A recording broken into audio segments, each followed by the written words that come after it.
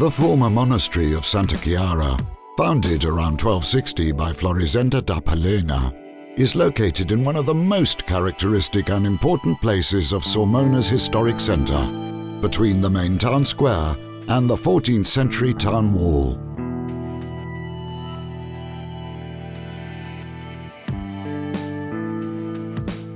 The monastery is an interesting example of cloistered monastic settlement, both for its importance at the regional level and for the complex events related to its construction,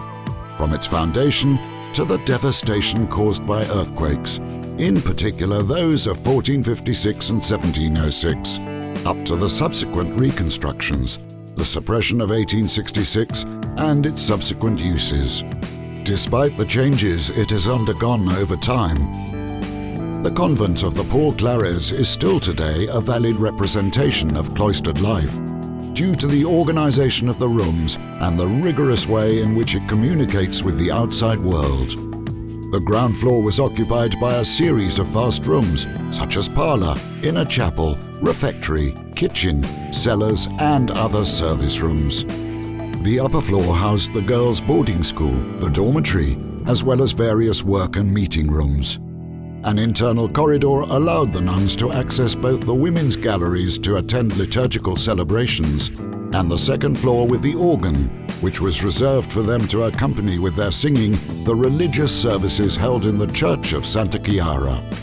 The church is one of the most significant examples of Baroque in Abruzzo, with a profusion of stucco, inlaid marble, wooden furnishings and paintings elegantly distributed along the various walls and vaults.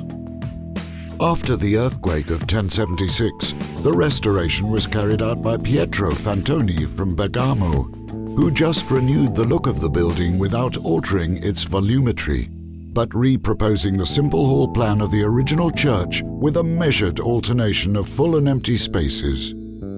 A key element of the monastery is the parlor, now a reading room, where the nuns, through grates, were allowed to interact and talk with their relatives and exchange objects by means of small wheels on the side.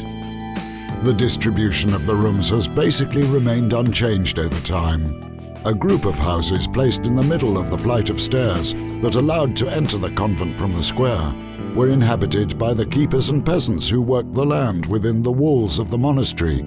thus acting as a filter with the outside and as a protection. The complex represents an interesting historical and artistic stratification that remained unchanged over the centuries.